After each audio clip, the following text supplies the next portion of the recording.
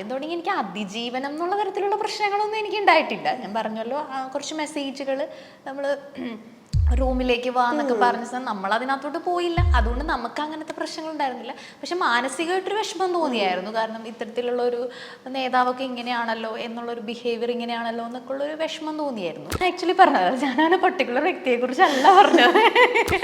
നമ്മൾ പരാതിയായിട്ട് ചെന്ന് കഴിയുമ്പോൾ ആ ശരി എന്നൊക്കെ പറഞ്ഞ് നമ്മളോട് സംസാരിച്ചിട്ട് അവരുടെ ഉള്ളിലുള്ളൊരു ആറ്റിറ്റ്യൂഡ് ഉണ്ട്. Who cares? അതാണ് ഞാൻ ഉദ്ദേശിച്ചത്. ആ വേർഡ്സ് ഇങ്ങനെ ഈ രീതിയിലേക്ക് ഒരാളെ ഡിനോട്ട് ചെയ്യാൻ ഉപയോഗിക്കുന്നോ, അതിങ്ങനെയായി മാറുന്നോ, അങ്ങനെയൊന്നും നമ്മൾ ഒരിക്കലും പ്രതീക്ഷിക്കാത്ത കാര്യങ്ങളൊന്നും. നേരിട്ട് നമ്മുടെ വീടിന്റെ ഗേറ്റിന്റെ ഫ്രണ്ടിൽ വന്നിട്ട് ഭീഷണി മുഴക്കുന്ന ഒരു വിഷയം ഉണ്ടായിരുന്നു. ഈ പറയുന്ന ഈ ആരോപിക്കപ്പെടുന്ന പാർട്ടിയാണെങ്കിലും മറ്റേ പാർട്ടിയാണെങ്കിലും എല്ലാവരും നമ്മളെ ഒരുപാട് പേര് സപ്പോർട്ട് ചെയ്യുന്നുണ്ട്. കാരണം സത്യം അറിയാവുന്ന ഒരുപാട് ആൾക്കാരുണ്ട്. അവർക്കറിയാം നമ്മൾ പറയുന്നത് സത്യമാണെന്നുള്ളത്. ഇല്ല, അതിനെക്കുറിച്ച് ഞാൻ സത്യം പറഞ്ഞ ഈ കോൺട്രവേഴ്സി സ്റ്റോപ്പ് ചെയ്യണം. It's A closed chapter. ഞാൻ ഇനി അതിനെക്കുറിച്ച് സംസാരിക്കാൻ ആഗ്രഹിക്കുന്നില്ല. ഇപ്പം ഞാനതൊരു ക്ലോസ്ഡ് ചാപ്റ്റർ എന്നുള്ള രീതിയിലാണ് കാണുന്നത്. അപ്പോൾ ചിലപ്പോൾ ആരെങ്കിലും ഒക്കെ പറയും തദ്ദേശ തെരഞ്ഞെടുപ്പ് കഴിഞ്ഞതോടുകൂടി അവളുടെ ക്ലോസ്ഡ് സ്ത്രീകൾ അനുഭവിക്കുന്ന പ്രശ്നത്തിന്റെ ഒരു ശതമാനം പോലും പ്രശ്നങ്ങൾ പുരുഷന്മാർ അനുഭവിക്കുന്നില്ല എന്നുള്ളതിനോട് ഞാൻ പൂർണ്ണമായിട്ട് യോജിക്കുന്നുണ്ട്. എന്തായാലും ഒരു കാര്യമുണ്ട്, സ്ത്രീകൾ അനുഭവിക്കുന്ന വെച്ച് നോക്കുമ്പോൾ പുരുഷന്മാർ ഒന്നും അനുഭവിക്കുന്നില്ല എന്നുള്ളതാണ് എൻ്റെ യാഥാർത്ഥ്യം. To be very frank, very honest. അപ്പോൾ ഈ ജനങ്ങളുടെ പ്രശ്നം എന്താണെന്ന് വെച്ചാൽ ഇത് തലയും വാലും അറിയാതെ എന്താണ് സംഭവം എന്നറിയാതെ ഒക്കെ നെഗറ്റീവായിട്ട് അങ്ങ് പറയുന്ന ഒരു അവസ്ഥയാണ്. നെഗറ്റീവും പോസിറ്റീവും അറ്റ്ലീസ്റ്റ് പറയാതിരിക്കാം എന്നുള്ളതാണ്. ഞാൻ ആ പെൺകുട്ടികളൊക്കെ എൻ്റെ സഹോദരിയായിട്ടാണ് കാണുന്നത്. എൻ്റെ സ്വന്തം സഹോദരി, എൻ്റെ അമ്മയിൽ നിന്ന് എനിക്ക് എൻ്റെ കൂടെ പിറപ്പുകളാണ് കരുതുന്നത്. അങ്ങനെ തന്നെ സ്ത്രീകളാവണം എന്നുള്ളതാണ്. അങ്ങനെ തന്നെ ആവണം. ഒരു വിഷമം വരുമ്പോൾ അറ്റ്ലീസ്റ്റ് ഓക്കെ, ചിലപ്പോൾ ഒരു കള്ളപ്പരാതി ആണെന്ന് നിങ്ങൾക്ക് വിചാരിക്കും. എന്നാൽ പോലും ആ ഒരു പെൺകുട്ടി പറയുമ്പോൾ എന്താണ് എന്ന് കേട്ട് മനസ്സിലാക്കാനുള്ള ഒരു ആറ്റിറ്റ്യൂഡെങ്കിലും.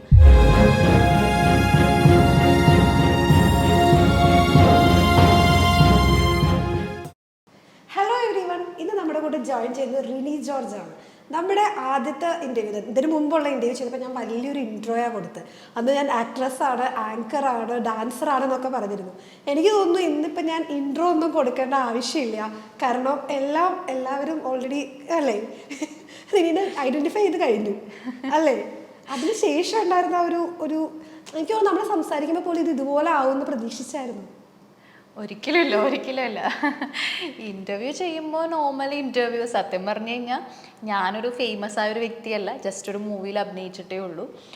അപ്പോൾ തീർച്ചയായിട്ടും നമുക്കറിയാലോ അധികം ഒരുപാട് പേരൊന്നും നമ്മുടെ ഒരു ഇൻ്റർവ്യൂ കാണില്ല. അതിപ്പോൾ ഇനി ഏത് ചാനലിൽ വന്നാലും ഞാൻ അത്രയും ഫേമസ് അല്ലാത്തതുകൊണ്ട് ഞാൻ വിചാരിച്ചൊരു 1000 പേരെങ്കിലും കണ്ടാലാകെ അങ്ങനെയാണ് വിചാരിച്ചത്. നമ്മളിങ്ങനെ സംസാരിച്ച് സ്ത്രീ വിഷയങ്ങളും മറ്റു വിഷയങ്ങളും ഒക്കെ ഇങ്ങനെ സംസാരിച്ച് കഴിഞ്ഞ് നമ്മളതിൻ്റെ ഒരു പീക്കിലെത്തി ഓരോ കോൺട്രവേഴ്സ്യലായ ചില ടോപ്പിക്സ് ഒക്കെ നമ്മൾ സംസാരിച്ചു. അപ്പോൾ പോലും ഞാനിതൊന്നും പ്രതീക്ഷിക്കുന്നില്ല. പക്ഷെ അത് കഴിഞ്ഞുണ്ടായ സംഭവങ്ങൾ എന്നൊക്കെ പറഞ്ഞു കഴിഞ്ഞാൽ അവിശ്വസനീയമാണ്. ആക്ച്വലി അതിന് ശേഷമായിരുന്നോ ശരിക്കും അതിജീവനം എന്നുള്ളൊരു സംഭവം, സർവൈവൽ എന്നുള്ള സാധനം വന്നത്? ഇല്ല, ആദ്യം തുടങ്ങി എനിക്ക് അതിജീവനം എന്നുള്ള തരത്തിലുള്ള പ്രശ്നങ്ങളൊന്നും എനിക്ക് ഉണ്ടായിട്ടില്ല. ഞാൻ പറഞ്ഞല്ലോ, കുറച്ച് മെസ്സേജുകൾ നമ്മൾ റൂമിലേക്ക് വാ എന്നൊക്കെ പറഞ്ഞ നമ്മൾ അതിനകത്തോട്ട് പോയില്ല. അതുകൊണ്ട് നമുക്ക് അങ്ങനത്തെ പ്രശ്നങ്ങൾ ഉണ്ടായിരുന്നില്ല. പക്ഷെ മാനസികമായിട്ടൊരു വിഷമം തോന്നിയായിരുന്നു. കാരണം ഇത്തരത്തിലുള്ള ഒരു നേതാവൊക്കെ ഇങ്ങനെയാണല്ലോ എന്നുള്ളൊരു ബിഹേവിയർ ഇങ്ങനെയാണല്ലോ എന്നൊക്കെ ഉള്ളൊരു വിഷമം തോന്നിയായിരുന്നു. പക്ഷെ അതിന് ശേഷം ഈ കോൺട്രവേഴ്സി വന്നതിന് ശേഷം പിന്നെ കേൾക്കാത്ത ഒന്നും ഇല്ലല്ലോ, ഇതൊന്നും ബാക്കിയില്ല. സർവൈവൽ അല്ലേ? അതെ. അല്ല, ഇതിന് 2 പാർട്ടുണ്ട്. നമ്മളിത് ഓപ്പൺ അപ്പ് ചെയ്ത് പറയുന്നു എന്നുള്ളത് ഒരു സംഭവം വരുന്നുണ്ട്. അതിനുശേഷം നമ്മൾ അനുഭവിക്കേണ്ട കുറച്ച് കാര്യങ്ങളുണ്ട്. അതിലൂടെ കടന്നു പോകുന്നത് അത്ര ഈസി ആയിട്ടുള്ളൊരു ജേണി അല്ല അല്ലേ? ഒട്ടും ഈസി ആയിട്ടുള്ളൊരു ജേണി അല്ല. അതുകൊണ്ട് തന്നെ പെൺകുട്ടികൾ പലരും തുറന്ന് പറയാനോ അതുപോലെ പരാതി കൊടുക്കാനോ ഒക്കെ ഭയപ്പെടുന്നതിൻ്റെ ഒരു റീസൺ അതുകൊണ്ട് തന്നെയാണ്. കാരണം ഇത് സമൂഹ മധ്യത്തിലേക്ക് വരുന്നതോടുകൂടി നമ്മളെ പല രീതിയിൽ സ്ക്രൂട്ടനൈസ് ചെയ്യാനും നമ്മളാണ് മോശക്കാരി, നമ്മളെ അസാസിനേറ്റ് ചെയ്യാനും ഒക്കെ ശ്രമിക്കും എന്നുള്ളതാണ്. അതിനെന്തെങ്കിലും ഒരു കണ്ടെത്തും. അതിപ്പോൾ ഒരു ഡ്രസ്സായിരിക്കാം, ഒരു സ്റ്റൈലായിരിക്കാം, അത് വെച്ചിട്ട് നമ്മളാണ് മോശം ചെയ്തതെന്നൊക്കെ പറഞ്ഞ് അത് ഭയങ്കര ബുദ്ധിമുട്ടാണ് അത് തരണം ചെയ്യാൻ. അന്ന് എനിക്ക് തോന്നുന്നു ആ ഇൻ്റർവ്യൂ സമയത്ത് തന്നെ ചിത്ര പറഞ്ഞിരുന്നു, ഈ ഇൻ്റർവ്യൂ വരുമ്പോഴുള്ള കമൻസ് റിനി എങ്ങനെ ഹാൻഡിൽ ചെയ്യും എന്ന് എന്നോട് ചോദിച്ചിരുന്നു. അപ്പം ഞാൻ മനസ്സിൽ വെച്ചു, പിന്നെ എന്ത് ഹാൻഡിൽ ചെയ്യണം? ആര് കണ്ടിട്ട് ഞാൻ വിചാരിക്കുന്നത് പക്ഷെ ചിത്രം എന്ന് പറഞ്ഞാൽ ഉള്ളിൽ വെച്ചു പിന്നെ ഇതാണ് കണ്ടിട്ടാണ്. അല്ല, അതിനകത്ത് പറഞ്ഞ ഹൂ കെയേഴ്സ് എന്നുള്ള ഒരു ക്യാമ്പയിൻ പോലെ ആയിരുന്നു. Who cares campaign. അപ്പൊ നമ്മളിങ്ങനെ സംസാരിക്കുമ്പോൾ ഇത് ആക്ച്വലി ആ ഒരു പേരൊന്നും റിവീൽ ചെയ്തിട്ടുണ്ടായിരുന്നില്ല. പക്ഷെ ഈ ഒരു വാചകത്തിൽ നിന്ന് ആളുകൾ അത് തിരിച്ചറിയും ഒരു ബോധ്യം ഉണ്ടായിരുന്നു. അതോ അങ്ങനെ പറഞ്ഞു പോയപ്പോ വന്നതാണ്? ഇല്ല, ഞാൻ പറഞ്ഞു ഞാൻ പ്രത്യേകിച്ച് അങ്ങനെ ഒരു വ്യക്തിയെ കുറിച്ചും അല്ല പറഞ്ഞത്. നമ്മൾ പരാതിയായിട്ട് ചെല്ലും. ഇപ്പൊ ഈ ഒരു കേസിൽ മാത്രമല്ല, ഈവൻ എൻ്റെ പ്രൊഫഷനായിട്ട് ബന്ധപ്പെട്ടും അങ്ങനെ എനിക്ക് ഉണ്ടായിട്ടുണ്ട്. അതായത് നമ്മളൊരു പരാതിയായിട്ട് ചെല്ലുമ്പോൾ അവിടെയുള്ള മാന്യദേഹങ്ങളൊക്കെ ഹു കെയേഴ്സ് എന്ന ആറ്റിറ്റ്യൂഡ് ഉള്ളവരാണ്. അതാണ് ഞാൻ ആക്ച്വലി പറഞ്ഞത്. ഞാനങ്ങനെ പെർട്ടിക്കുലർ വ്യക്തിയെ കുറിച്ചല്ല പറഞ്ഞത്. നമ്മൾ പരാതിയായിട്ട് ചെന്ന് കഴിയുമ്പോൾ ആ ശരി എന്നൊക്കെ പറഞ്ഞ് നമ്മളോട് സംസാരിച്ചിട്ട് അവരുടെ ഉള്ളിലുള്ള ആറ്റിറ്റ്യൂഡ് ഉണ്ട്, ഹു കെയേഴ്സ്. അതാണ് ഞാൻ ഉദ്ദേശിച്ചത്. ആ വേർഡ്സ് ഇങ്ങനെ ഈ രീതിയിലേക്ക് ഒരാളെ ഡിനോട്ട് ചെയ്യാൻ ഉപയോഗിക്കുന്നോ, അതിങ്ങനെയായി മാറുന്നോ, അങ്ങനെയൊന്നും നമ്മൾ ഒരിക്കലും പ്രതീക്ഷിക്കാത്ത കാര്യങ്ങളൊന്നും സംഭവിക്കും. അല്ല, ഞാൻ അന്ന് അത്ര ചോദിച്ചിട്ട് പേര് റിവീൽ ചെയ്തില്ലായിരുന്നു. പക്ഷെ ഇപ്പോൾ ഇങ്ങനൊരു സംഭവം വന്നതിന് ശേഷം ഒത്തിരി ആളുകൾക്കൊരു, അതായത് ഓപ്പൺ അപ്പ് ചെയ്യാനുള്ള ഒരു സ്പേസ് കിട്ടിയെന്ന് തോന്നുന്നുണ്ടോ? തീർച്ചയായിട്ടും പല കാര്യങ്ങൾ തുറന്നു പറയാനുള്ളൊരു ധൈര്യം കിട്ടിയിട്ടുണ്ട്. പക്ഷെ എന്നാലും ധൈര്യമില്ലായ്മയും തോന്നുന്നുണ്ടാവും. കാരണം അതിനുശേഷം ഞാൻ നേരിട്ട പ്രശ്നങ്ങൾ, അതുപോലെ തന്നെ ഈവൻ എനിക്ക് ഭീഷണി പോലും, അതായത് നേരിട്ടുള്ള ഭീഷണി പോലും എനിക്ക് ഫോൺ കോൾസ് വന്നിട്ടുണ്ടായിരുന്നില്ല. നേരിട്ട് നമ്മുടെ വീടിന്റെ ഗേറ്റിന്റെ ഫ്രണ്ടിൽ വന്നിട്ട് ഭീഷണി മുഴക്കുന്ന ഒരു വിഷയം ഉണ്ടായിരുന്നു. അപ്പൊ അത് ഞാൻ പോലീസ് കേസ് കൊടുത്തിരിക്കുകയാണ് ഇപ്പൊ ആ വിഷയത്തില്. അപ്പോൾ കൂടുതൽ അതിജീവിതകൾ കണ്ടുപിടിച്ചോ ആരാന്നൊക്കെ? ഇല്ല, അത് കണ്ടെത്തിയിട്ടില്ല. കാരണം ആ ഭാഗത്ത് CCTV ഉണ്ടായിരുന്നില്ല. അപ്പൊ അതുകൊണ്ട് കണ്ടെത്താൻ ഭയങ്കര ബുദ്ധിമുട്ടാണ്. പക്ഷെ സ്കൂട്ടറും ബൈക്കും 2 പേര് വന്നിരുന്നു. ആദ്യം ഒരാൾ പിന്നീട് ഒരാൾ. അത് രണ്ടും കണ്ടിട്ടുണ്ട്. പക്ഷെ അതിൽ നമ്പർ കറക്റ്റ് ആയിട്ട് വന്നിട്ടില്ല. ബൈക്കിന്റെ നമ്പർ ഒന്നും വന്നിട്ടില്ല. വീട്ടില് ക്യാമറ ഉണ്ട്, പക്ഷെ ആ ഭാഗത്ത് പെർട്ടിക്കുലർ ഭാഗത്ത് ക്യാമറ ഇല്ല. പിന്നെ നമ്മൾ കുറച്ച് വീണ്ടും ക്യാമറാസ് വെക്കാനായിട്ട് തീരുമാനിച്ചിട്ടുണ്ട്. കാരണം ഇനി എന്തെങ്കിലും ഇഷ്യൂസ് വന്നു കഴിഞ്ഞാൽ ബുദ്ധിമുട്ടാവണ്ടെന്ന് വിചാരിച്ചിട്ട് അങ്ങനെ തീരുമാനിച്ചത്. അപ്പം ഞാൻ പറഞ്ഞു വന്നത്, അതിജീവിതകൾ ഉണ്ടെങ്കിൽ അവരിനിയും ഭയപ്പെടുന്ന ഒരു അവസ്ഥ തന്നെയാണ് എന്നുള്ളതാണ്. കാരണം അവരെ ഭയപ്പെടുത്തുക എന്നുള്ളൊരു ഉദ്ദേശമായിരിക്കാം, അറിയില്ല അതിനെക്കുറിച്ച്. സപ്പോർട്ട് കിട്ടിയിട്ടുണ്ടായിരുന്നു, ഒരുപാട് സപ്പോർട്ട് കിട്ടുന്നുണ്ട് തീർച്ചയായിട്ടും. അപ്പോൾ പ്രത്യേകിച്ച് മാധ്യമ മേഖലയിൽ നിന്ന്, പിന്നെ രാഷ്ട്രീയ മേഖലയിൽ നിന്ന്, ഈ പറയുന്ന ഈ ആരോപിക്കപ്പെടുന്ന പാർട്ടിയാണെങ്കിലും മറ്റേ പാർട്ടിയാണെങ്കിലും എല്ലാവരും നമ്മളെ ഒരുപാട് പേര് സപ്പോർട്ട് ചെയ്യുന്നുണ്ട്. കാരണം സത്യം അറിയാവുന്ന ഒരുപാട് ആൾക്കാരുണ്ട്. അവർക്കറിയാം നമ്മൾ പറയുന്നത് സത്യമാണെന്നുള്ളത്. പിന്നെ പൊതുജനങ്ങൾക്കാണ് കൃത്യമായിട്ട് ഇതിനെക്കുറിച്ചൊരു ധാരണയില്ലാത്തത്. അല്ലെങ്കിൽ എന്താ സംഭവം, വെറുതെ ആയിരിക്കുമോ എന്നൊക്കെ ഉള്ളൊരു തോട്ട്സ് പൊതുജനങ്ങൾക്കാണ്. പക്ഷെ ഇതിലേക്ക് നിൽക്കുന്ന ആളുകൾക്കൊക്കെ ഇതിൽ സത്യം ഉണ്ടെന്ന് അറിയുകയും ചെയ്യാം. അങ്ങനെയുള്ളൊരു സപ്പോർട്ട് നമുക്ക് കിട്ടുന്നുണ്ട്. അല്ല, ഈ പറഞ്ഞ പെർട്ടിക്കുലർ വ്യക്തി പിന്നെ കോൺടാക്ട് ചെയ്യാൻ എന്തെങ്കിലും ശ്രമിച്ചായിരുന്നോ? ഇല്ല, അതിനെക്കുറിച്ച് ഞാൻ സത്യം പറഞ്ഞ ഈ കോൺട്രവേഴ്സി സ്റ്റോപ്പ് ചെയ്യാണ്. It's A closed chapter. ഞാൻ ഇനി അതിനെക്കുറിച്ച് സംസാരിക്കാൻ ആഗ്രഹിക്കുന്നില്ല. കാരണം വെച്ചാൽ അതുമായി ബന്ധപ്പെട്ട് എനിക്ക് എന്തൊക്കെ പറയാനുണ്ടായിരുന്നോ അതെല്ലാം ഞാൻ ഓൾറെഡി പറഞ്ഞു കഴിഞ്ഞു. വിവിധ ബൈറ്റുകളായിട്ട് ഇന്റർവ്യൂകളുമായിട്ടൊക്കെ പറഞ്ഞു കഴിഞ്ഞു. ഇപ്പം ഞാനതൊരു ക്ലോസ്ഡ് ചാപ്റ്റർ എന്നുള്ള രീതിയിലാണ് കാണുന്നത്. അപ്പോൾ ചിലപ്പോൾ ആരെങ്കിലും ഒക്കെ പറയും, തദ്ദേശ തെരഞ്ഞെടുപ്പ് കഴിഞ്ഞതോടുകൂടി അവളുടെ ക്ലോസ്ഡ് കറക്റ്റ് ആയിട്ട് നമ്മുടെ ഇലക്ഷൻ കഴിയുമ്പോഴായിരിക്കും ഈ റിസൾട്ട് ഒക്കെ വരാൻ പോകുന്ന ടൈം അടുപ്പിച്ചായിരിക്കും ഇത് പബ്ലിഷ് ചെയ്യാൻ വേണ്ടി പോകുന്നത്. അതെ. അതെനിക്കറിയില്ല, എങ്ങനെയോ ടൈമിങ് അങ്ങനെ വന്നു. അത് എനിക്ക് തോന്നുന്നു ഗൂഢാലോചന നടത്തിയത് ദൈവം എന്ന് തോന്നുന്നു. അല്ല, നമ്മൾ എന്ത് ചെയ്യുമ്പോഴും ദൈവത്തിന്റെ ഒരു കയ്യൊപ്പ് എല്ലാ കാര്യത്തിലും. ദൈവത്തിന്റെ കയ്യൊപ്പ് ഈ കാര്യത്തിലും ഭയങ്കരമായിട്ടുണ്ട്. അല്ല, നമ്മളങ്ങനെ ഒരാളങ്ങനെ പെർപ്പസ്ഫുള്ളി വിചാരിച്ചൊരു സംഭവം ഒന്നും ഉണ്ടാവില്ല. അപ്പൊ ഞാൻ പെർപ്പസ്ഫുള്ളി ഉണ്ടാക്കിയതാന്ന് പറയുന്നവരോട് എനിക്ക് പറഞ്ഞത് അങ്ങനെ ഒന്നും വിചാരിച്ച ഒരു കാര്യം ഉണ്ടാവാൻ പോകുന്നില്ല. അതൊരു ഓലപ്പടക്കം പോലെ ചിലപ്പോൾ പൊട്ടിപ്പോവും. മനസ്സിലായില്ലേ? ഇതൊക്കെ അങ്ങനെ സംഭവിച്ചു പോയി, അത്രയേ ഉള്ളൂ. ഇപ്പൊ ഞാൻ അതിനെക്കുറിച്ച് എല്ലാ കാര്യങ്ങളും വിശദമായിട്ട് എല്ലാ മീഡിയസിലും കൊടുത്തിട്ടുണ്ട്, പറഞ്ഞിട്ടുണ്ട്. അതുകൊണ്ട് ഇനിയൊന്നും പറയാനില്ല സത്യത്തിൽ. ഇലക്ഷന് നിൽക്കാൻ എന്തെങ്കിലും ഓഫേഴ്സ് ഒക്കെ വന്നായിരുന്നു? അതൊരു വലിയൊരു റൂമറായിരുന്നു. ഞാൻ ഇലക്ഷന് നിൽക്കും എന്ന് പറഞ്ഞിട്ട് അതിന് വേണ്ടിയിട്ട് സീറ്റ് കിട്ടാൻ വേണ്ടിയിട്ടാണ് ഞാനിങ്ങനെ CPM-ന്റെ സ്ഥാനാർത്ഥിയാണെന്ന്. ഇവിടെ തദ്ദേശ തെരഞ്ഞെടുപ്പിൽ ഞാൻ നിൽക്കുന്നു എന്ന് പറഞ്ഞാൽ ഭയങ്കര റൂമറായിരുന്നു. പക്ഷെ ഞാൻ നിന്നിട്ടില്ലല്ലോ. ഓഫർ വന്നായിരുന്നു? ഒരിക്കലും ഇല്ല. അതൊക്കെ ആരും വിളിച്ചില്ല എന്നുള്ളതല്ല, ഇതിന്റെ പേരിൽ ഒരു ഓഫർ കിട്ടാന്ന് പറഞ്ഞ ഇതൊക്കെ വെറുതെ അബ്സേർഡ് സ്റ്റോറീസ് ആണ്. ചുമ്മാ സ്റ്റോറീസ് ഇറക്കി വിടും. ഇതിലൊന്നും ഒരു വാസ്തവമില്ല. ഈവൻ ജേർണലിസ്റ്റുകളോട് എന്നെ വിളിച്ച് ചോദിച്ചു, നിൽക്കുന്നുണ്ടോ സ്ഥാനാർത്ഥിയാവുന്നുണ്ടോ. ഞാൻ പറഞ്ഞ എവിടെ, ഞാൻ അങ്ങനെ ഉദ്ദേശിച്ചിട്ടില്ല. ഞാൻ അങ്ങനെ രാഷ്ട്രീയത്തിൽ ഒരു ഫോർ ഫ്രണ്ടിൽ വരാൻ ഉദ്ദേശിക്കുന്ന ഒരു ആളല്ല. കാരണം എന്നെപ്പോലെ ഒരാളെ ഈ സമൂഹം അംഗീകരിക്കും എന്നുള്ള വിശ്വാസം എനിക്കില്ല. കാരണം ഞാൻ ബോൾഡാണ്, ഞാൻ അഭിപ്രായങ്ങൾ പറയുന്ന ഒരു പെൺകുട്ടിയാണ്, എനിക്ക് ഇഷ്ടപ്പെട്ട വസ്ത്രങ്ങൾ ധരിക്കുന്ന ഒരാളാണ്. ഇങ്ങനെ ഒരു പെൺകുട്ടിയെ ഈ സമൂഹം അംഗീകരിക്കുന്ന ചിത്രയ്ക്ക് തോന്നുന്നുണ്ടോ? അല്ല, പൊളിറ്റിക്സിൽ അംഗീകരിക്കും തോന്നുന്നുണ്ടോ? ഇതുപോലെ ബോൾഡ് ആയിട്ടുള്ള ആളുകളെ ആണല്ലോ നമുക്ക് ആവശ്യം. ആ ആവശ്യം അങ്ങനെയുള്ളവരെയാണ്. പക്ഷെ ജനങ്ങൾ അങ്ങനെയല്ലല്ലോ. ജനങ്ങൾ എല്ലാവരും എന്നല്ല, കുറേ പേര് ചിന്തിക്കുന്ന അവരതൊന്നും അല്ല അംഗീകരിക്കുന്നത്. സാരിയെ കൊടുത്ത് ചിരിച്ച് ഇങ്ങനെ കൊഞ്ചി നിൽക്കുന്ന ഒരാൾ, അല്ലാതെ ബോൾഡായ അഭിപ്രായങ്ങളുള്ള അങ്ങനെയുള്ള സ്ത്രീകളെ സാരി എടുത്ത് കൊഞ്ചിനെ പറയുമ്പോൾ നമ്മുടെ കുറെ വാർഡ് മെമ്പേഴ്സ് ഒക്കെ ഉണ്ട് കേട്ടോ, അല്ലെങ്കിൽ കൗൺസിലേഴ്സ് വനിതകളുണ്ട്, അവരെയൊക്കെ പോയിന്റ് ഔട്ട് ഞാൻ ആരെയും പോയിന്റ് ഔട്ട് ചെയ്ത് പറഞ്ഞതല്ല. അതായത് നമ്മൾ രാഷ്ട്രീയത്തിൽ നിൽക്കുമ്പോൾ അങ്ങനെ തന്നെ വേണ്ടി വരും. ഇപ്പം ഞാൻ രാഷ്ട്രീയത്തിൽ ഇറങ്ങിയാലും ഞാനും അങ്ങനെ ചെയ്യേണ്ടി വരും, അത് അവരുടെ കുറ്റമല്ല. പക്ഷെ ഞാൻ അങ്ങനെയുള്ള അഭിനയത്തിന് താല്പര്യപ്പെടുന്നില്ല. എൻ്റെ വ്യക്തിത്വത്തിൽ നിന്നുകൊണ്ട് എനിക്കിഷ്ടപ്പെട്ട വസ്ത്രങ്ങളൊക്കെ ധരിച്ചുകൊണ്ട് എൻ്റെ രീതിയിൽ തന്നെ നിന്ന് പൊളിറ്റിക്സിൽ നിൽക്കാനാണ് ഞാൻ ഇഷ്ടപ്പെടുന്നത്. പക്ഷെ അങ്ങനെ ഒരു പൊളിറ്റിക്സ് ഇവിടെ ആരും അംഗീകരിക്കില്ല. അതുകൊണ്ട് പൊളിറ്റിക്സിൽ ഞാൻ നിന്ന് തെരഞ്ഞെടുപ്പിൽ നിന്നാൽ ഞാൻ ജയിക്കൂ, ഈ ഒരു സാഹചര്യത്തിൽ എനിക്ക് തോന്നുന്നില്ല. അല്ലെങ്കിൽ ആളുകളത് മാറി ചിന്തിച്ചു തുടങ്ങണം. പ്രത്യേകിച്ച് സ്ത്രീകൾ എന്ന് പറഞ്ഞാൽ അങ്ങനെ ബോൾഡായിട്ട് നിൽക്കരുത്, വളരെ താഴ്മയോടുകൂടി അങ്ങനെ വിനയം അഭിനയിച്ചുകൊണ്ട്. എനിക്ക് വിനയം ഇല്ലെന്നല്ല, ഞാൻ അങ്ങനെ അഭിനയിക്കുന്നില്ല എന്നുള്ളൂ. ഞാൻ എല്ലാവരെയും ഈക്വലായിട്ട് കാണുന്ന ഒരു വ്യക്തിയാണ്. എന്നേക്കാൾ മുകളിലാണെന്നോ താഴെയാണെന്നോ ഒന്നും ഞാൻ ചിന്തിക്കുന്നില്ല. ഞാൻ എല്ലാവരെയും പോലെ തന്നെ ഒരു വ്യക്തി എന്ന കാര്യം. പക്ഷെ നമ്മളത് അഭിനയിക്കുന്നില്ല, നോർമലായിട്ടാണ് നിൽക്കുന്നത്. പക്ഷെ അതിവിനയം അഭിനയിക്കുന്നവർക്കൊക്കെയാണ് പൊളിറ്റിക്സിൽ ചാൻസ് ഉള്ളൂ. അതുകൊണ്ട് ഞാനങ്ങനെ പൊളിറ്റിക്സിൽ നിൽക്കാന്നുള്ളൊരു അജണ്ടേ ഇല്ല, ഒരു ഐഡിയേ ഇല്ല. ഓക്കെ. വീട്ടിൽ നിന്ന് പറഞ്ഞു കിട്ടായിരുന്നോ ഇന്റർവ്യൂ ചെല്ലുമ്പോൾ കഴിഞ്ഞ തവണത്തെ ഇന്റർവ്യൂ പോലെ ആക്കി വരരുത് എന്ന് പറഞ്ഞിട്ട്? ഇല്ല, അതിനുശേഷം ഇഷ്ടംപോലെ ഇന്റർവ്യൂസ് കൊടുത്തല്ലോ. പക്ഷെ അങ്ങനെ ഒന്നും പറഞ്ഞില്ല. കാരണം എന്താന്ന് വെച്ച് കഴിഞ്ഞാൽ ഞാൻ എന്താണ് പറയുക ആ രീതിയിലായിരിക്കും പറയാന്നുള്ളത് അവർക്കറിയാം. പിന്നെ കൗമുദിന്നാണെന്ന് ഞാൻ പ്രത്യേകം പറഞ്ഞു. വീണ്ടും ചിത്രം തന്നെയാണെന്ന് ഞാൻ പറഞ്ഞിട്ടുണ്ട്. ഇല്ല, അവര് പ്രത്യേകിച്ച് എൻ്റെ കാര്യങ്ങളിൽ അങ്ങനെ ഇടപെടുകയോ അല്ലെങ്കിൽ ഞാൻ ചെയ്യുന്നത് തെറ്റാണെന്ന് കരുതുകയോ ചെയ്യുന്ന ഒരു ആൾക്കാരല്ല. അതായത് ഞാൻ പറഞ്ഞ കാര്യങ്ങളിൽ സത്യമുണ്ടെന്ന് പൂർണ്ണമായിട്ടും വിശ്വസിക്കുന്നുണ്ട്. അപ്പൊ സത്യത്തിനൊപ്പം നിൽക്കുക, എനിക്ക് ധൈര്യം തരുന്നവർ തന്നെയാണ്. അപ്പൊ അങ്ങനെ ഒന്നും പറഞ്ഞിട്ടില്ല. ഓക്കെ. അപ്പൊ ഇനി ഫ്യൂച്ചർ പ്ലാൻസ് അപ്പൊ എന്താ, സിനിമയിലേക്ക് തിരിച്ചു വരാ എന്നുള്ളതാണോ? സിനിമ? അതെ, സിനിമ നോക്കുക എന്നുള്ളതാണ്. പിന്നെ അല്ലാതെ സാമൂഹ്യ പ്രവർത്തനത്തിൽ അന്ന് ഞാൻ പറഞ്ഞിരുന്നു, കഴിഞ്ഞ ഇന്റർവ്യൂവിൽ പറഞ്ഞിരുന്നു, അങ്ങനെയുള്ള കാര്യങ്ങൾ താല്പര്യമുണ്ട്.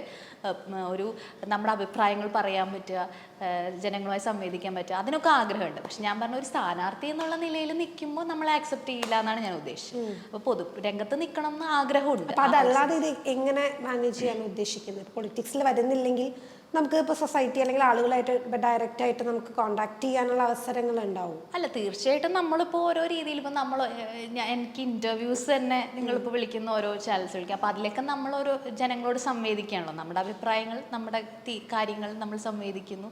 ആ രീതിയിൽ അതൊരു തരം പൊതുപ്രവർത്തനമാണ്. അതിനെ പൊതുപ്രവർത്തനം എന്ന ആളുകൾ അംഗീകരിക്കുന്നില്ലെങ്കിൽ കൂടി എൻ്റെ ആറ്റിറ്റ്യൂഡ് അങ്ങനെയാണ്. അതായത് ചില മാറ്റങ്ങൾ സമൂഹത്തിൽ വരണം, അതിന് ഉതകുന്ന തരത്തിൽ എനിക്ക് എന്തെങ്കിലുമൊക്കെ കോൺട്രിബ്യൂട്ട് ചെയ്യാൻ പറ്റുമോ, പറയാൻ പറ്റുമോ, അതൊക്കെയാണ് ഞാൻ ചിന്തിക്കുന്നത്. അതുപോലെ ചാരിറ്റി, അങ്ങനെ ജനങ്ങളിലേക്ക് കൂടുതൽ ഇറങ്ങണം എന്ന് ഞാൻ ആഗ്രഹിക്കുന്നുണ്ട്. അതിന് കുറച്ചും കൂടി ഈ വിവാദങ്ങളൊക്കെ ഒന്ന് കെട്ടടങ്ങി, ഞാനാണ് സത്യം എന്നൊക്കെ തെളിഞ്ഞു വന്നാലാണ് കുറച്ചും കൂടി അത് സാധ്യമാകുമെന്ന് എനിക്ക് തോന്നുന്നുണ്ട്. പിന്നെ അതുപോലെ സിനിമ താല്പര്യമുണ്ട്. അല്ല, അത് പ്രൂവ് ചെയ്യാൻ എന്താ ചെയ്യാൻ പറ്റുക?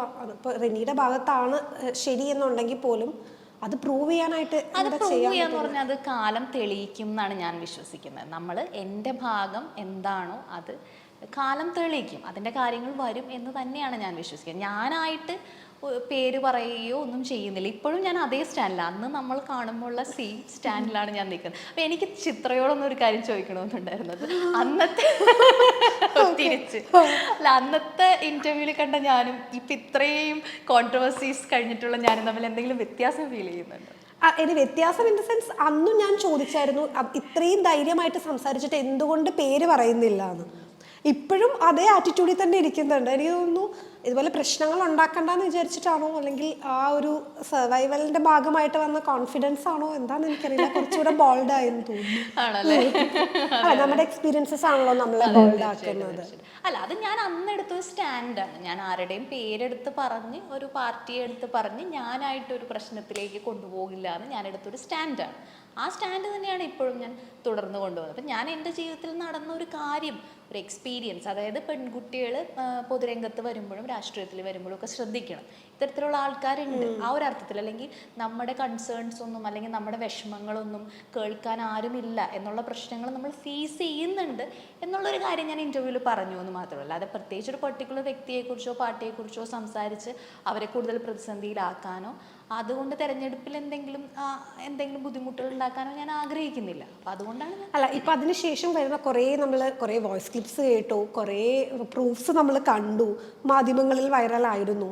അപ്പോൾ അതൊക്കെ കണ്ടപ്പോഴത്തേക്കും റിനിയുടെ ഭാഗത്തായിരുന്നു ശരി എന്ന് കാലം തെളിയിക്കുന്ന ഒരു പാത്തിലേക്കാണ് ഇപ്പോൾ കാര്യങ്ങളുടെ ഒരു പോക്ക് എന്ന് തോന്നുന്നുണ്ടോ?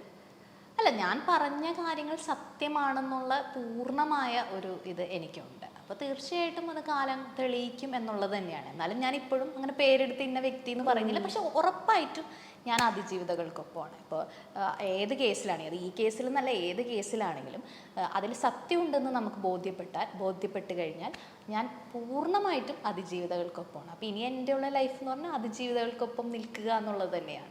ഓക്കെ. അപ്പോൾ ഈ അതിജീവിതയുടെ കാര്യം പറയുമ്പോൾ ഇപ്പോഴാണ് നമ്മുടെ ദിലീപേട്ടൻ്റെ ആ ഒരു കേസ് വന്നത്. പുള്ളിക്കാരനെ വെറുതെ വിട്ടു, അദ്ദേഹം കോടതി പറഞ്ഞു ആണല്ലോ. അപ്പോൾ ആ ഒരു സംഭവത്തിനെ എങ്ങനെയാണ് നോക്കിക്കാണുന്നത്? അതിനകത്ത് ഞാൻ കരുതുന്ന അതിജീവിതയ്ക്ക് പൂർണ്ണമായ നീതി കിട്ടിയിട്ടില്ല എന്ന് തന്നെയാണ്. കിട്ടിയിട്ടില്ല എന്നുള്ളതാണ്. ഞാൻ പൂർണ്ണമായിട്ട് ആ വിഷയത്തിൽ അതിജീവിതയ്ക്കൊപ്പമാണ്. ഏത് വിഷയത്തിലെ പോലെ തന്നെ കൃത്യമായിട്ട് അതിജീവിതയ്ക്കൊപ്പം എന്നുള്ളൊരു സ്റ്റാൻഡ് തന്നെയാണ് എടുക്കുന്നത്. അപ്പോൾ അതിജീവിതയ്ക്ക് അതിനകത്ത് ബുദ്ധിമുട്ടുണ്ടെങ്കിൽ അപ്പീൽ പോകണം, അവളുടെ നീതി അവൾ കണ്ടെത്തണം എന്ന് തന്നെയാണ് വിചാരിക്കുന്നത്. അല്ല, ഇപ്പോൾ അതിജീവിതയ്ക്കൊപ്പമാണ് എന്ന് പറയുന്നത് ഓക്കെ, നമ്മളെല്ലാവരും വിക്ടിമിൻ്റെ കൂടെ തന്നെയാണ്. അപ്പോൾ നീതി കിട്ടിയിട്ടില്ല എന്ന് പറയുന്ന സമയത്ത് ഇപ്പോൾ കോടതിയാണല്ലോ, ഇപ്പോൾ നമ്മുടെ ഇന്ത്യയിലെ പരമോന്നത നീതിപീഠം എന്ന് പറയുന്നത് കോടതിയാണ്. അപ്പോൾ കോടതി ഒരാൾ കുറ്റക്കാരനല്ല എന്ന് പറയുമ്പോഴത്തേക്കും പിന്നെ അതുവരെ ബാക്കിയുള്ള 6 പ്രതികൾക്കും ശിക്ഷ കിട്ടിയിട്ടുണ്ട്, ബാക്കിയുള്ളവരെയാണ് വെറുതെ ഇട്ടേക്കുന്നത്. അപ്പോൾ കോടതി അതിൽ സത്യം കണ്ടെത്തി കഴിഞ്ഞല്ലോ, പിന്നെ ഇനി അപ്പീലിന് പോകണം എന്ന് ഉദ്ദേശിക്കുന്നത് അപ്പോൾ ഈ ന്യായവിധിയിൽ ഓക്കെ അല്ല എന്നാണോ? ഓക്കെ അല്ല എന്നുള്ളതല്ല, അതിൽ തൃപ്തിയില്ലാത്ത ഒരുപാട് പേരുണ്ടല്ലോ. അതിജീവിതയും അതിൽ തൃപ്തി അല്ല എന്നാണ് നമ്മൾ കിട്ടുന്ന വിവരങ്ങൾ.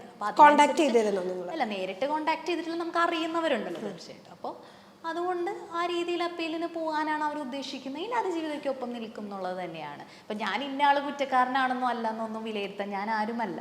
പക്ഷെ എൻ്റെ ഒരു പേഴ്സണൽ സ്റ്റാൻഡ് ഞാൻ പറഞ്ഞതാണ്. ഇഫ് ഷീ ഫീൽസ് ആ ഒരു നീതി കിട്ടിയിട്ടില്ല എന്ന് ഫീൽ ചെയ്യുന്നുണ്ടെങ്കിൽ നമ്മളെല്ലാവരും അതിനോടൊപ്പം തന്നെ നിൽക്കുന്നു എന്നുള്ളത് തന്നെയാണ്. അല്ല, ഇപ്പം ഇത്രയും കേസ് കൊടുത്ത് ഇത്രയും വർഷങ്ങൾ എടുത്തിട്ടും ഒരു സ്ത്രീക്ക് നീതി കിട്ടുന്നില്ല എന്നുണ്ടെങ്കിൽ, അല്ലെങ്കിൽ അവർ തൃപ്തികരമല്ല എന്നുണ്ടെങ്കിൽ പിന്നെ നമ്മൾ എന്താണ് ചെയ്യേണ്ടത്? അതൊരു വലിയ ഇഷ്യൂ തന്നെയാണ്. കാരണം ഈ പലരും ചോദിക്കുന്ന ഒരു കാര്യമാണ് പല വിഷയങ്ങളും, എന്തുകൊണ്ട് പരാതി കൊടുക്കുന്നില്ല, എന്തുകൊണ്ട് പേര് പറയുന്നില്ല, പരാതി കൊടുക്കുന്നില്ല, ഇതൊക്കെ നമ്മൾ ചോദ്യം ചെയ്തുകൊണ്ട് പറയുന്നത്. പക്ഷെ പരാതി കൊടുത്താലുള്ള അവസ്ഥകൾ കണ്ടല്ലോ, ഏതൊക്കെ കേസുകളിലാണ് സ്ത്രീകൾക്ക് വേണ്ട വിധത്തിൽ നീതി കിട്ടിയിട്ടുള്ളത് എന്നുള്ളത് നമ്മൾ ആലോചിക്കേണ്ട ഒരു കാര്യം തന്നെയാണ്. അപ്പോൾ തീർച്ചയായിട്ടും ഇതൊക്കെ കാണുമ്പോൾ പെൺകുട്ടികൾ, പ്രത്യേകിച്ച് പ്രതി ഉന്നതനാണെങ്കിൽ എന്താണ് സംഭവിക്കുന്നതെന്നുള്ളത് നമുക്കറിയാം. അപ്പോൾ പെൺകുട്ടികൾക്ക് സ്വാഭാവികമായിട്ടും ഭയം ഉണ്ടാവുന്ന, അല്ലെങ്കിൽ മുന്നോട്ട് പോകാൻ ഭയം ഉണ്ടാവുന്ന ഒരു അവസ്ഥയാണ്. പലപ്പോഴും ഈ സംവിധാനങ്ങളൊക്കെ പ്രതിയെ വെള്ളപൂശുന്ന തരത്തിലേക്കാണ് ചിത്രീകരിക്കുന്ന ഒരു രീതിയിൽ ഇതായിട്ട് മാറുന്നു എന്നുള്ളൊരു ഇഷ്യൂ കൂടെയുണ്ട്. തീർച്ചയായിട്ടും പെൺകുട്ടികൾ ഭയപ്പെട്ടിരിക്കുന്ന ഒരു അവസ്ഥയാണ് എന്നാണ് എനിക്ക് തോന്നുന്നത്. പക്ഷെ ധൈര്യമായിട്ട് മുന്നോട്ട് വരിക. പിന്നെ ഒരു കാര്യം, ഈ സമൂഹത്തിൽ ഒരു സ്ത്രീ ഒരു പ്രശ്നം നേരിട്ടാൽ അവളെ എല്ലാവരും കല്ലെറിയും എന്നുള്ളതൊരു വലിയൊരു വാസ്തവമാണ്. അപ്പം നമ്മൾ സ്ത്രീകളെ കുറച്ചൊക്കെ ശ്രദ്ധിച്ച് ജീവിക്കുക എന്നുള്ളതാണ്. കാരണം എവിടെ പോയി ഇപ്പോൾ ഒരു പരാതി, ഇപ്പോൾ ഒരു വിഷയം ഉണ്ടായിക്കഴിഞ്ഞാൽ ഒരു പെൺകുട്ടി നേരിടുന്ന ഒരു ഇഷ്യൂ, ആ സമയത്ത് ഉണ്ടാകുന്ന ട്രോമ, വീട്ടുകാരും നാട്ടുകാരും എല്ലാ രീതിയിലും അനുഭവിക്കുന്ന ഒരു ട്രോമ, അത് കഴിഞ്ഞ് ആ ട്രോമയെ അതിജീവിച്ച് കേസായി മുന്നോട്ട് പോകുമ്പോൾ വിചാരണ വേളയിൽ ഉണ്ടാകുന്ന വിസ്താരം, ട്രോമ, അങ്ങനെയുള്ള കാര്യങ്ങൾ, അതിനുശേഷം വർഷങ്ങൾ നീണ്ടുപോകുന്ന പ്രോസസ്സ്, അതിനുശേഷം ഒരു നീതി വരുമ്പോൾ അതിൽ സംതൃപ്തി അല്ലാതിരിക്കുന്ന ഒരവസ്ഥ, ഒന്ന് ആലോചിച്ച് നോക്കുക ഒരു സിറ്റുവേഷൻ. അപ്പോൾ നമുക്ക് എവിടെ നിന്നാണ് നീതി കിട്ടുക എന്നുള്ളത് ശരിക്കും പറഞ്ഞു കഴിഞ്ഞാൽ ഒരു പല കാര്യത്തിലൊരു ചോദ്യചിഹ്നമാവുന്ന ഒരു അവസ്ഥയുണ്ട്. അതുകൊണ്ട് തന്നെയാണ് പ്രത്യേകിച്ച് പ്രതി ഉന്നതനാണെങ്കിൽ പെൺകുട്ടികൾ പരാതിയുമായിട്ട് വരാതിരിക്കുന്ന അല്ലെങ്കിൽ ഭയപ്പെടുന്നത് ഇതേ കാരണങ്ങളൊക്കെ കൊണ്ട് തന്നെയാണ്. പക്ഷെ ഇതേ കേസിൻ്റെ ഒരു അതർ സൈഡ് നമ്മൾ എടുക്കുകയാണെന്നുണ്ടെങ്കിൽ, ഇപ്പോൾ ദിലീപേട്ടൻ കുറ്റവിമുക്തനായി, അദ്ദേഹം 8 വർഷം അനുഭവിച്ച ഒരു കുറ്റവും ചെയ്യാത്ത ഒരാളാണെന്ന് കോടതി വിധിച്ച സ്ഥിതിക്ക് നമുക്ക് അങ്ങനെ തന്നെ പറയാം. അപ്പോൾ ഒരു തെറ്റും ചെയ്യാത്ത ഒരു മനുഷ്യൻ ഈ 8 വർഷം നീണ്ടു നിന്ന കരിയർ പോയി, ലൈഫ് പോയി, സമൂഹത്തിലുണ്ടായിരുന്ന ഇമേജ് പോയി, അദ്ദേഹത്തിൻ്റെ ജീവിതത്തിലെ നല്ല കുറേ വർഷങ്ങളാണ്, യങ് ആയിട്ടിരുന്ന കുറേ വർഷങ്ങളാണ് പോയത്. എന്തൊക്കെ ബുദ്ധിമുട്ടുകളായിരിക്കും ആ ഒരു വ്യക്തി, ആ ഒരു മനുഷ്യൻ അനുഭവിച്ചിട്ടുണ്ടാവുക എന്നുള്ളത് കൂടെ ഇവിടെ ചർച്ച ചെയ്യേണ്ട തീർച്ചയായിട്ടും അത് ചില കേസുകളിലൊക്കെ ഇങ്ങനെ പെട്ടുപോകുന്ന ആളുകളുണ്ട്, ഇന്നസെന്റ് ആയിട്ടുള്ള ആളുകൾ. ഇപ്പോൾ റീസെന്റ് ഞാൻ അങ്ങനെ ഒരു ന്യൂസ് ശ്രദ്ധിച്ചായിരുന്നു, ഒരു പീഡന കേസിൽ പ്രതി എന്ന് പറഞ്ഞിട്ട് കുറേ വർഷങ്ങൾ കഴിഞ്ഞിട്ട് അയാൾ ഒന്നും ചെയ്തിട്ടുണ്ടായിരുന്നില്ല, അതൊരു കള്ളപ്പരാതിയായിരുന്നു. അപ്പം അങ്ങനെയുള്ള ഇഷ്യൂസ് ഉണ്ട്. അപ്പം ചിലർ ഇതിനെ മിസ്യൂസ് ചെയ്യുന്നത് കൊണ്ടാണ് ഈ സമൂഹത്തിൽ ഈ കൺഫ്യൂഷൻ സൃഷ്ടിക്കപ്പെടുന്നത്. അതായത് ചില സ്ത്രീകൾ മോശമായ രീതിയിൽ ഇതിനെ മിസ്യൂസ് ചെയ്യുന്നുണ്ട്. അപ്പോൾ നീതി കിട്ടേണ്ട സ്ത്രീകൾക്ക് നീതി കിട്ടാത്തൊരവസ്ഥയിലേക്ക് അത് കാരണവും എത്തപ്പെടുന്നുണ്ട് എന്നുള്ളതാണ്. പക്ഷെ പൊതുവിൽ നമുക്ക് നോക്കിക്കഴിഞ്ഞാൽ നമ്മുടെ നിയമ സംവിധാനത്തിൽ 90% സ്ത്രീക്ക് അനുകൂലമായ രീതിയാണ്. പക്ഷേ ഇൻഫാക്റ്റ് അതിൻ്റെ പ്രാവർത്തിക തലത്തിൽ സ്ത്രീക്ക് അനുകൂലമാകുന്നുണ്ടോ എന്നുള്ളത് വലിയൊരു ക്വസ്റ്റ്യൻ തന്നെയാണ്. ഇതേ പ്രശ്നം തന്നെ ഇപ്പോൾ രാഹുൽ ഈശ്വർ ഇപ്പോൾ കഴിഞ്ഞ കുറച്ച് റീസെൻറ്റ് ഇഷ്യൂസ് ഞാൻ പുരുഷന്മാർക്ക് വേണ്ടിയാണ് സംസാരിക്കുന്നത്, അദ്ദേഹം ആ കാറിൽ കാറിൽ തന്നെ കയറുന്ന സമയത്ത് വരെ പറയുന്നുണ്ട്. അപ്പോൾ പുരുഷന്മാർക്ക് വേണ്ടി സംസാരിക്കാമെങ്കിൽ ഒരു പുരുഷ കമ്മീഷൻ അല്ലെങ്കിൽ അവർക്കൊരു സമിതി വേണം എന്നുള്ളത് ഒരു വലിയ ആവശ്യം തന്നെയാണോ? എനിക്കങ്ങനെ തോന്നിയിട്ടില്ല. കാരണം പുരുഷ കേന്ദ്രീകൃതമാണ് നമ്മുടെ സമൂഹം. പുരുഷന് എല്ലാ രീതിയിലും ഇമ്പോർട്ടൻസ് കൊടുക്കുന്ന ഒരു സമൂഹമാണ് നമ്മുടെ, പാട്രിയാർക്കി നിലനിൽക്കുന്ന ഒരു സമൂഹമാണ്. അപ്പോൾ അതുകൊണ്ട് പുരുഷന്മാർക്ക് ഓൾറെഡി എല്ലാ പരിരക്ഷകളും എല്ലാ സുഖങ്ങളും സന്തോഷങ്ങളും കമ്പാരിറ്റീവ്ലി ലേഡീസിനെ വെച്ച് കമ്പയർ ചെയ്യുമ്പോൾ അനുഭവിക്കുന്നവർ തന്നെയാണ്. അപ്പോൾ അതുകൊണ്ട് അവർക്ക് പ്രത്യേകിച്ച് ഒരു കമ്മീഷൻ്റെ ആവശ്യമുണ്ടെന്ന് എനിക്ക് തോന്നുന്നില്ല. കാരണം അതായത് അവർക്ക് ബുദ്ധിമുട്ടുകൾ ഇല്ലെന്ന് ഞാൻ പറഞ്ഞില്ല. പക്ഷെ കമ്പയർഡ് ടു ലേഡീസ്, ജെൻസ് കുറേയും കൂടി സ്വതന്ത്രമായിട്ടും കുറച്ചും കൂടി സുഖമായിട്ട് ജീവിക്കുന്ന ഒരു അവസ്ഥ ഈ സമൂഹത്തിലുണ്ട്. അപ്പോൾ അതുകൊണ്ട് പ്രത്യേകിച്ച് അവർക്ക് ഈ കമ്മീഷൻ എന്നൊക്കെ പറയുന്ന പൊതുവെ ഈ ബുദ്ധിമുട്ടുകൾ അനുഭവിക്കുന്ന ആളുകൾക്ക് അല്ലെങ്കിൽ വിഷമിക്കുന്ന ആളുകൾക്കൊക്കെ വേണ്ടിയിട്ടാണല്ലോ അങ്ങനെയൊക്കെ നമ്മൾ രൂപീകരിക്കുന്നത്. അപ്പോൾ ആ തരത്തിൽ നോക്കിക്കഴിഞ്ഞാൽ എനിക്ക് തോന്നുന്നില്ല അതിൻ്റെ ആവശ്യമുണ്ടെന്ന് എനിക്ക് തോന്നുന്നില്ല പേഴ്സണലി. പക്ഷേ ഈ പറഞ്ഞതുപോലെ വിക്ടിംസ് ആവുന്ന കുറേ പുരുഷന്മാർ ഇപ്പം എൻ്റെ പരിചയത്തിലുള്ള കുറച്ച് പേരുണ്ട്. ഇപ്പം എനിക്കും അങ്ങനെയുള്ള പുരുഷന്മാരെ അറിയുമായിരിക്കും. നമ്മുടെയൊക്കെ പരിചയത്തിൽ ഇങ്ങനെയുള്ള കുറേ ആളുകളുണ്ട്, ഇങ്ങനത്തെ ട്രോമാസ് അനുഭവിക്കുന്നവർ. അപ്പം അവരൊക്കെ എന്താ ചെയ്യാൻ പറ്റുക? ഇപ്പം അത് നമ്പർ ഓഫ് ആളുകൾ കുറവായിരിക്കാം, പക്ഷെ എന്നാലും ഈ പറഞ്ഞ പോലെ അത് അനുഭവിക്കുന്ന ഒരു കുറേ പുരുഷ സമൂഹം ഉണ്ടല്ലോ. എനിക്ക് അതിനെക്കുറിച്ച് അറിയില്ല. കാരണം എന്താണെന്ന് വെച്ച് കഴിഞ്ഞാൽ ഒരു രണ്ടുപേര് തമ്മിൽ വഴക്കുണ്ടാകുമ്പോൾ, അപ്പോൾ ഞാനും ചിത്രയും തമ്മിൽ വഴക്കുണ്ടായി, ഞാൻ എൻ്റെ ഭാഗം ന്യായീകരിക്കും, ചിത്രയുടെ ഭാഗം ന്യായീകരിക്കും. അപ്പോൾ തീർച്ചയായിട്ടും നമ്മൾ പുരുഷന്മാരോട് ചോദിച്ചാൽ പുരുഷന്മാരുടെ ഭാഗം പുരുഷന്മാർ പറയുള്ളൂ.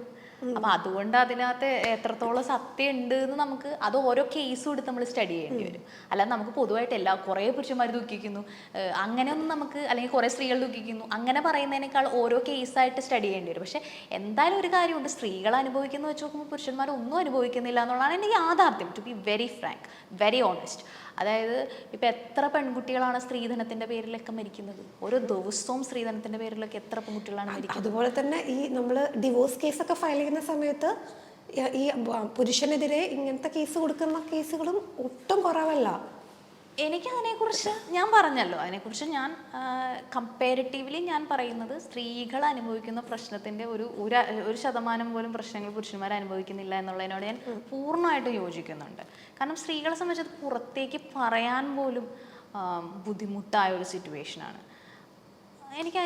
ഞാൻ അതിനോട് യോജിക്കുന്നില്ല. അതായത് കമ്പയർ ചെയ്യുമ്പോൾ ഞാൻ പറയുന്നത് പുരുഷന്മാർക്ക് ദുഃഖങ്ങളില്ല വിഷമങ്ങളില്ല എന്നുള്ളതല്ല. പക്ഷെ നമ്മൾ ഈ പുരുഷൻ സ്ത്രീ എന്നുള്ളൊരു കമ്പയർ ചെയ്താണല്ലോ നമ്മളിതിനെ കാണുന്നത്, പുരുഷന്മാരും സ്ത്രീകളുടെയും പ്രശ്നങ്ങളിൽ. അപ്പോൾ സ്ത്രീകളുടെ പ്രശ്നങ്ങൾ തന്നെയാണ് കൂടി നിൽക്കുന്നത് എന്നുള്ള കാര്യത്തിൽ ഒരു സംശയമില്ല. പിന്നെ ചില സ്ത്രീകളത് ദുരുപയോഗം ചെയ്യുന്നുണ്ട്. പക്ഷെ പാവങ്ങളായ സ്ത്രീകൾക്ക് ഇത് എന്ത് ചെയ്യുമെന്ന് പോലും അറിയാത്ത അവസ്ഥയുണ്ട്. അവരെങ്ങനെ പ്രതികരിക്കും, അവരെന്ത് ചെയ്യുമെന്ന് പോലും അവർക്ക് അറിയാൻ പറ്റാത്ത അവസ്ഥയുണ്ട്. ഓക്കെ. അപ്പം ഇപ്പം രാഹുൽ ഈശ്വർ നടത്തുന്ന ഒരു പ്രൊട്ടസ്റ്റ് ഉണ്ടല്ലോ, അപ്പം അതൊരു ആവശ്യത്തിനല്ല എന്നാണോ തോന്നുന്നത്? അല്ല, ഞാൻ ആ വിഷയത്തിലേക്ക് കൂടുതൽ കടക്കേണ്ട കാര്യമില്ലല്ലോ. എൻ്റെ ഒരു അഭിപ്രായം ഞാൻ പറഞ്ഞു, അത് ഇന്ന വ്യക്തി നടത്തുന്ന പ്രൊട്ടസ്റ്റ് എന്നുള്ളതല്ല. എൻ്റെ അഭിപ്രായത്തിൽ എനിക്ക് തോന്നിയത്, ഞാൻ പറഞ്ഞത് പുരുഷന്മാർ നമ്മുടെ പുരുഷ കേന്ദ്രീകൃത സമൂഹത്തിൽ അത്രയും പ്രശ്നങ്ങൾ നേരിടുന്നില്ല എന്നാണ് എൻ്റെ ഒരു അഭിപ്രായം. പിന്നെ ഒരാൾക്ക് മെൻസ് കമ്മീഷൻ തുടങ്ങണമെന്ന് തോന്നി അവർ തുടങ്ങിക്കോട്ടെ. ഇനി ഞാനെന്തിനാ വിരോധം? എനിക്ക് വിരോധമൊന്നുമില്ല. Okay okay. ഇപ്പം ഇത്തരം സ്ത്രീകൾക്ക് അല്ലെങ്കിൽ പ്രശ്നങ്ങൾ അനുഭവിക്കുന്ന സ്ത്രീകളുണ്ടല്ലോ, അവർക്ക് വേണ്ടിയിട്ട് ഇപ്പം എന്ത് ചെയ്യാനാണ് റിനി ആഗ്രഹിക്കുന്നത്? അല്ല, അവർക്ക് വേണ്ടിയിട്ട് പ്രത്യേകിച്ച് ഞാൻ ഏറ്റവും കൂടുതൽ ആഗ്രഹിക്കുന്ന കാര്യം എന്ന് പറഞ്ഞാൽ സമൂഹത്തിൽ മാറ്റം ഉണ്ടാവണം എന്നുള്ളതാണ്. അതായത് ഒരു സ്ത്രീയെ വസ്തുവായിട്ട് കാണുന്ന ഒരവസ്ഥയിൽ നിന്ന് മാറി അവർക്കൊരു ബുദ്ധിമുട്ടുണ്ടായാൽ അത് പറയാൻ പറ്റുന്ന, സ്വതന്ത്രമായി നിൽക്കാൻ പറ്റുന്ന, കുറേയും കൂടി ഒരു സ്ത്രീപക്ഷമായ ഒരു സമൂഹം ഇവിടെ ഉണ്ടാകണം എന്നാണ് ഞാൻ ആഗ്രഹിക്കുന്നത്. അത് ആറ്റിറ്റ്യൂഡിലാണ് മാറ്റം വരേണ്ടത്. ഇപ്പം നിയമത്തിലൊക്കെ സ്ത്രീപക്ഷമായ നിയമങ്ങളൊക്കെ തന്നെയാണ്, അതൊന്നും നമ്മൾ ഇല്ലെന്ന് പറയുന്നത്. സ്ത്രീകൾക്ക് അനുകൂലമായ ഒരുപാട് കാര്യങ്ങളുണ്ട്. പക്ഷേ ആറ്റിറ്റ്യൂഡ് വൈസ് ഇപ്പോഴും അങ്ങനെയല്ല. ആറ്റിറ്റ്യൂഡ് വൈസ് ഇപ്പോഴും നമ്മൾ നൂറ്റാണ്ടുകൾ പുറകിലാണ്. അതായത് എല്ലാവരും എന്നല്ല. ഇപ്പം നമ്മളൊക്കെ ഇപ്പോൾ സിറ്റിയിൽ ജീവിക്കുന്നവരാണ്. ഇവിടെ ഒന്നും ആ ഇഷ്യൂസ് ഇല്ല. നമ്മൾ ഈ കേരളം മൊത്തമായിട്ട് ചിന്തിക്കുമ്പോൾ ഉൾഗ്രാമങ്ങളും ഉൾപ്രദേശങ്ങളും എല്ലാം ഉണ്ടല്ലോ. അതെല്ലാം കൂടി കവർ ചെയ്ത് നമ്മൾ ആലോചിക്കുമ്പോൾ ഇപ്പോഴും ഒരുപാട് ആറ്റിറ്റ്യൂഡ് വൈസ് ഒരുപാട് പിന്നോട്ട് നിൽക്കുന്ന ഒരു സമൂഹം തന്നെയാണ് കേരളം എന്ന് കുറേയൊക്കെ പറയേണ്ടി വരും. നമുക്കങ്ങനെ പറയേണ്ടി വരും. അപ്പോൾ തീർച്ചയായിട്ടും ആ ആറ്റിറ്റ്യൂഡിലാണ് ഫസ്റ്റ് ചേഞ്ച് വരേണ്ടത്.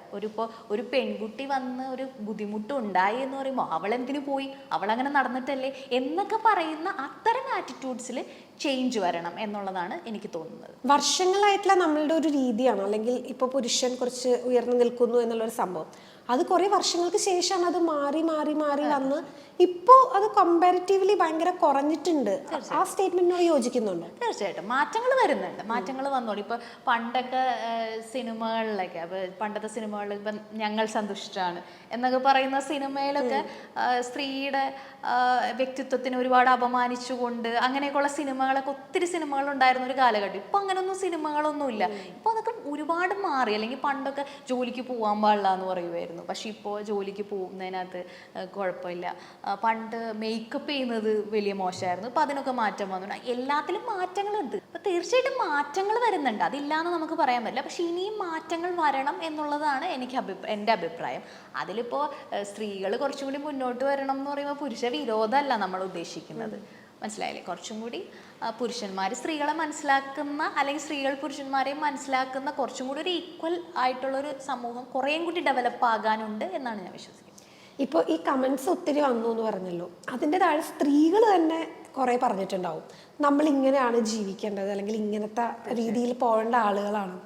അങ്ങനെയുള്ള കമൻസിനെയൊക്കെ എങ്ങനെയായിരുന്നു നേരിട്ടത്? പലപ്പോഴും വിഷമം തോന്നുന്ന ഒരു കാര്യം സ്ത്രീകളുടെ ആറ്റിറ്റ്യൂഡ്സ് ആണ്. കാരണം സ്ത്രീകൾ തന്നെ സ്ത്രീകളെ പിന്നോട്ടേക്ക് വലിക്കുന്ന ഒരു ആറ്റിറ്റ്യൂഡ് ഉണ്ടാവുന്നുണ്ട്. നമ്മൾ അന്നത്തെ ഇൻ്റർവ്യൂവിൽ ഈ ടോപ്പിക് എല്ലാം ഡിസ്കസ് ചെയ്തിരുന്നു. അത് ഭയങ്കരമായിട്ട് അതൊരു വലിയ ഇഷ്യൂ ആണ് ആക്ച്വലി. കാരണം ഒരു വിഷമം വരുമ്പോൾ, ഒരു പ്രശ്നം വരുമ്പോൾ പുരുഷന്മാരാണ് നമ്മളെ കൂടുതൽ സപ്പോർട്ട് ചെയ്യുന്നത്. സത്യം പറഞ്ഞു കഴിഞ്ഞാൽ സ്ത്രീകളെക്കാളും ചില സ്ത്രീകളെ ഉള്ളൂ അങ്ങനെ സപ്പോർട്ട് ചെയ്യുന്നത്. ഒരു ഭൂരിപക്ഷം സ്ത്രീകൾ തന്നെ ഇങ്ങനെ ആയിക്കൂടെ, അങ്ങനെ ആയിക്കൂടെ, നീ എന്തിനാ ഇങ്ങനെ ഡ്രസ്സ് ഇട്ടു, നീ ഇങ്ങനെ നടന്നത് എന്തിനാ, അടി എന്നൊക്കെ പറഞ്ഞിട്ട് എടി മെസ്സേജ് കാണുമ്പോൾ തന്നെ അറിയാം അത് സ്ത്രീയാണ്. അപ്പോൾ അതിൽ ഒരുപാട് വിഷമം തോന്നുന്നു. സ്ത്രീകൾ കുറച്ചും കൂടി സ്ത്രീകൾക്ക് വേണ്ടി നിൽക്കണം. പുരുഷന്മാർക്ക് വേണ്ടി നിൽക്കാൻ നല്ല കഴിവുള്ളവരാണ്. ആ ഒരു കാര്യത്തിൽ ഞാൻ കറക്റ്റായിട്ട് യോജിക്കുന്നു കേട്ടോ. കാരണം പുരുഷന്മാരുടെ പ്രശ്നങ്ങൾ വരുമ്പോൾ അവരെല്ലാവരും അവരത് അഡ്രസ് ചെയ്യുന്നുണ്ട്, അവർ നേരിടുന്നുണ്ട്. പക്ഷെ സ്ത്രീകളുടെ പ്രശ്നങ്ങൾ വരുമ്പോൾ സ്ത്രീകളെ കുറ്റം പറയുന്ന, ഞാനത് പറയുന്നതെന്ന് വെച്ചാൽ ഈ പരസ്പരമുള്ള ഒരു അസൂയ വളരെ കൂടുതലാണ് സ്ത്രീകളുടെ ഇടയിൽ. അതിൻ്റെ കാരണം നമ്മൾ പരസ്പരം ഒരു വസ്തുവായിട്ടാണ് ഈ ഒരു പാട്രിയാർക്കൽ സമൂഹത്തിൽ ഒരു സ്ത്രീയെ കാണുന്നത്.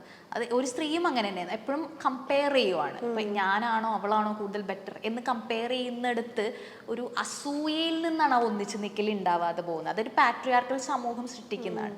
അതിപ്പോൾ നമ്മൾ കഴിയുമ്പോൾ ഇവളാരാണ് ഉടുത്തൊരുങ്ങിയോന്ന് ഇങ്ങനെ പറയാൻ, ഇവിടെ അങ്ങനെ ചോദിക്കുന്ന ഒരു അവസ്ഥയാണ്. അപ്പോൾ പുരുഷന്മാർ കുറച്ചും കൂടി അതിനെയൊക്കെ ഒന്നിച്ച് നിന്ന് നേരിടും. ഇപ്പോൾ ഷാരോൺ വധക്കേസ് അതൊക്കെ നമുക്കറിയാം, അതിനകത്തൊക്കെ എന്തുമാത്രം അവർ ഒന്നിച്ച് നിന്നിട്ടുണ്ടെന്ന്. പക്ഷേ ഇവിടെ എത്രയോ സ്ത്രീകൾ ഓരോ ദിവസവും മരിക്കുന്നു സ്ത്രീധനത്തിൻ്റെ പേരിൽ, ഇപ്പോൾ ലവ് ഫെയിലിയറിൻ്റെ പേരിലൊക്കെ. ഏതെങ്കിലും സ്ത്രീകൾ എന്തെങ്കിലും സംസാരിക്കുന്നുണ്ടോ? അപ്പോൾ സ്ത്രീകൾ ഒന്നിച്ച് നിൽക്കാത്തത് ഒരു വലിയ പ്രതിസന്ധിയാണ്. കുറച്ചും കൂടി സ്ത്രീകൾ വിമൻ ഹീൽ വിമൻ എന്ന് പറയുന്ന ഒരു ടോപ്പിക് ഇപ്പോൾ നമ്മൾ റീസെൻ്റ്ലി രശ്മികയുടെ ഒരു സിനിമയിൽ അതിനെക്കുറിച്ച് ഡിസ്കസ് ചെയ്യുന്നുണ്ട്, വിമൻ ഹീലിംഗ് വിമൻ.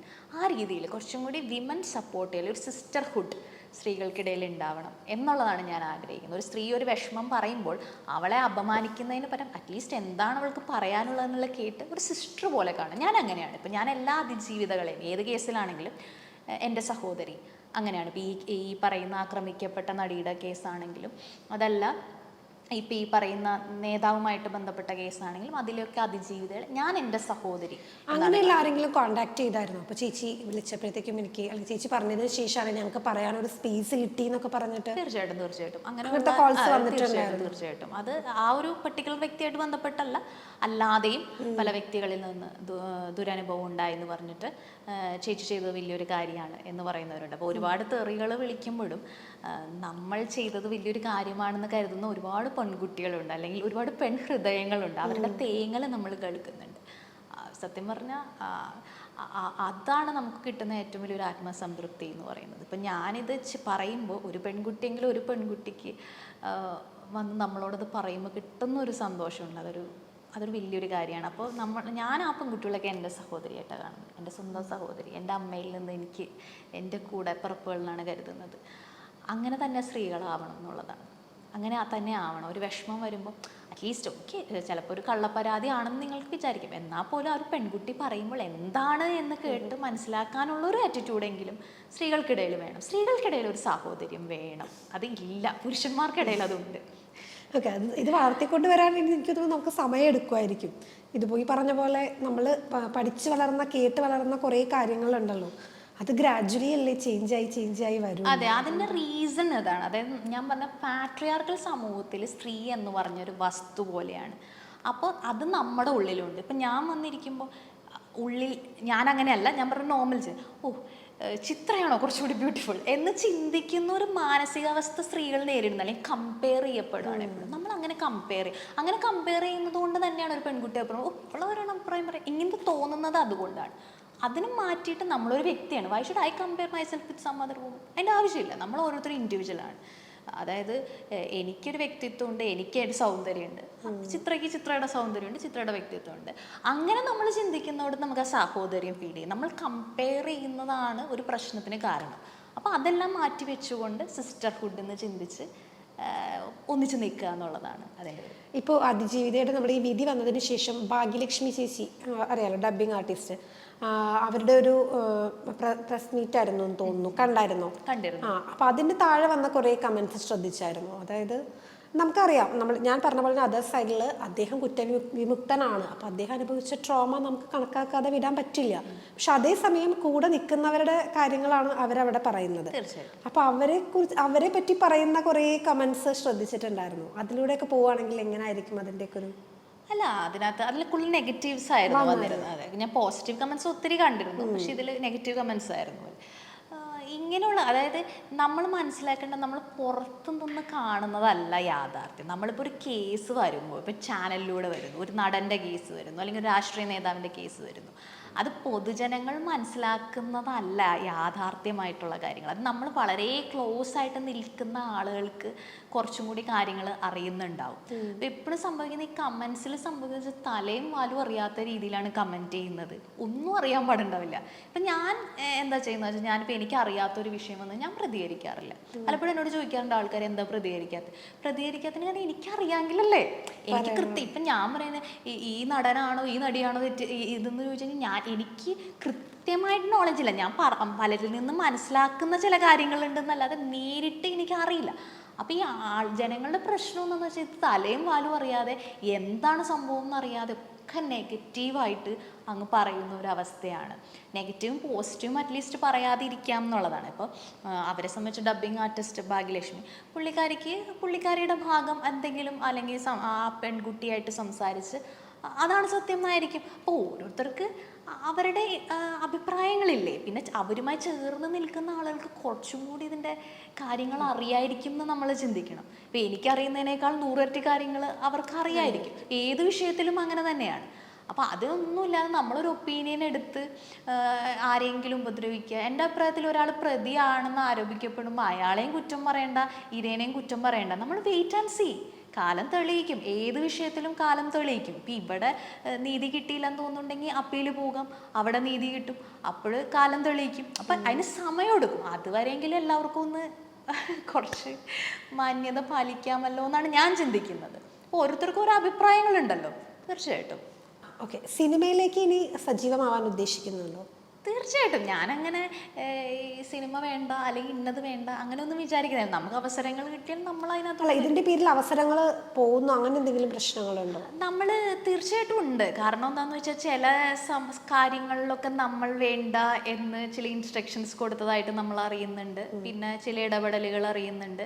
പിന്നെ ചിലർ നമ്മൾ വളരെ ബോൾഡാണെന്ന് തോന്നുമ്പോൾ ഇവളെ എന്തിനും ഏതിനും പ്രശ്നം ഉണ്ടാക്കുന്ന ആളാണെന്ന് കരുതുന്ന ഒരു അവസ്ഥയുണ്ട്. അപ്പോൾ തീർച്ചയായിട്ടും അവസരങ്ങളിൽ പ്രശ്നങ്ങളുണ്ട്. ഉണ്ടാവുന്നുണ്ട്. പക്ഷെ അതിനേക്കാളേറെ ഞാൻ പറയുന്ന കാര്യത്തിൽ ഒരു സത്യമുണ്ട്, അതിലൊരു ശരിയുണ്ടെന്ന് ഞാൻ വിശ്വസിക്കുന്നത് കൊണ്ട് എനിക്കതൊരു വലിയൊരു നഷ്ടമായിട്ട് തോന്നില്ല. ഈവൻ വധഭീഷണി വരെ വരുന്നു അപ്പോഴാണ് അവസരങ്ങൾ.